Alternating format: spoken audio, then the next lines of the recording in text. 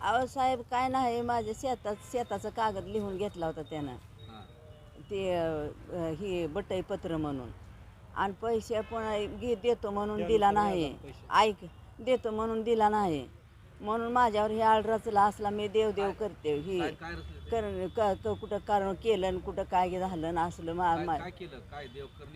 हा, करणी केली म्हणून माझ्यावर उठवलंय त्या पुरीला म्हण. मला मारले तिघा चौघांनी.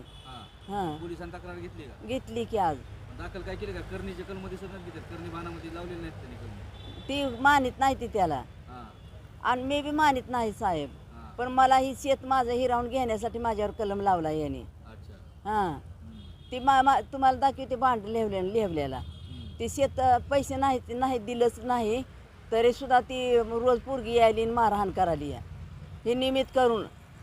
आणि तिला काय दुसरं आहे ही मला माहिती नाही. तिची माझी ओळख बी नाही ना पाळख बी नाही, पण माझ्यावर आरोप घेतलाय तिनं.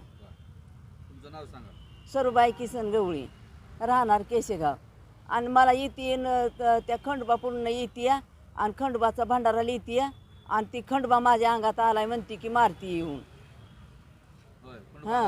हां, खंडोबा अंगात माझ्या आलाय की मारती येऊन. आणि आज तर ती चौघांनी धकाबुक्की केली मला, तिच्या बापानं, तिच्या भावानं, तिच्या हां.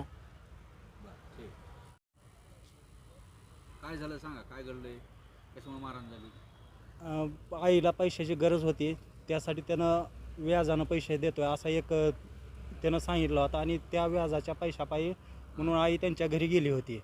मग त्याच्या मुलाला फोन केला, आमच्या बाप द्यायचं बंद केलं, तरी पण ह्यानं देतो म्हणून आई नंतर त्याला भेटल्यावर म्हणले, माझ्या तोंडून शब्द गेला तर बाई मी तुला देतो असं त्या जी पोरगी येऊन मारताय तिच्या आजोबानं आईला तसं बोलून मी लिहून देतो म्हणून असं, अगर तुम्ही मी पैसे देतो पण व्याजानं म्हणून नाही, काय तर माझ्याकडे पुरावा असा म्हणून तुम्ही बटई पत्राचा बॉन्ड करा, मी तुम्हाला व्याजानं पैसे देतो.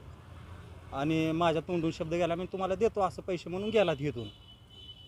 आणि मग त्या दिवशी म्हणजे एक दिनांक बॉन्ड केलेली तारीख आहे, त्याच्यावर तारीख आहे माझ्या आठवणीत नाही, पण त्या दिवशी येऊन त्यानं बॉन्ड केला. आणि मी तुम्हाला आता 4 वाजल्या, त्या आता बँका बंद असतील, आता काय मला पैसे काढता येत नाहीत असं म्हणून त्यानं असं की म्हणलं की आता बँकेत जाऊन मला पैसे काढता येत नाही, तर उद्या सकाळी तुम्हाला आणून देतो पैसे आणि बॉन्ड माझ्यापाशी घेतो. मारहाण कशामुळे झाली, कारण काय मारहाण? मग हे बॉन्डचं पैसे जे मारहाण हे पैसे लिहून घेतलं म्हणून त्या दिवशी काय दिवसभर आला नाही, म्हणून आई त्यांच्या घरी संध्याकाळी देतो म्हणला म्हणून ह्या आशेनं त्यांच्याकडे पैशाचं विचारायला गेली. तर तुम्ही आमच्या दारात येऊन काय तर आणून टाकलं, आणि टाकून माझ्या पुरीला असं, म्हणजे त्या पुरीला असं भास होतंय म्हण की ती आमची आई तिच्यासमोर जाते म्हण, तिचा गळा दाबते म्हण, आणि मी सांगते तू कुणाकडे नेले, कोण गळा दाबते असं बाईला दाखवते म्हणून. हां, करणी केल्या, त्या बाईनं करणी केली आहे, आणि मी त्या बाईकडे नेते. मग ते काय करतात, तिला घेऊन येतात मंदिरात घेऊन येतात, भंडारा लावतात तिला. आणि तू बाकीचे आई वडील आणि हे त्यांना सांगतात की तू भिवू नको कुणाला, जी बाई दिसते तिच्या घरी चल.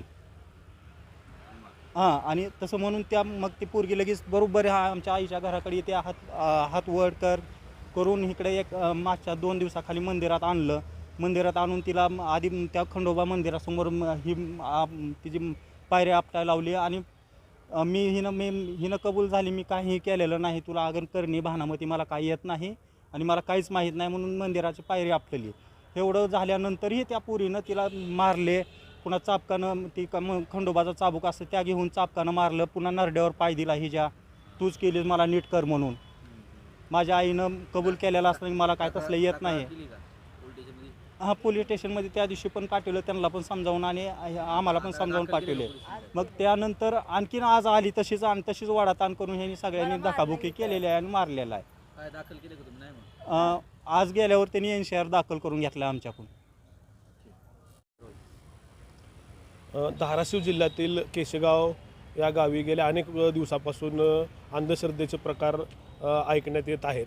त्यातलाच हाचा जो प्रकार आहे की एका महिलेला संशयावरनं करणी केली, भानामती केली म्हणून तिला अमानुषपणे तिला मारहाण करल्याचं ऐकण्यात येत आलं. खरं तर जादूटोणा प्रतिबंधक कायद्यानुसार हा असं एखाद्याला आरोप करणं हा गुन्हा आहे. तर